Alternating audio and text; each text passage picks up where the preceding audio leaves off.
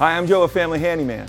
Whether you're hanging a picture, a mirror, or even a huge flat screen TV on your wall, it's always a good practice to anchor whatever you're hanging into a stud that's inside the wall. Now, using a stud finder will make your job much faster and easier. Today I'm going to show you how to use one.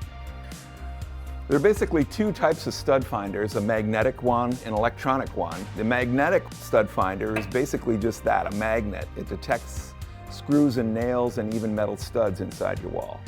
Electronic stud finder detects the density in your wall. There are several different brands and styles of these on the market today. Some even detect plumbing and electrical. Some multi-scanners have 4 detection modes for studs, deep studs, metal, and electrical. Before you get started searching for the studs in the wall, put a piece of tape on the wall where you're going to hang your item, then you can make a mark where the studs are on the tape.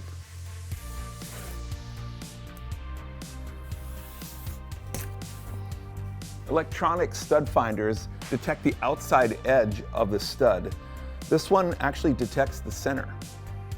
To locate a stud, hold the stud finder against the wall. Now press and hold the button, then slowly move the device in one direction until it detects the stud. Make a pencil mark where you stopped.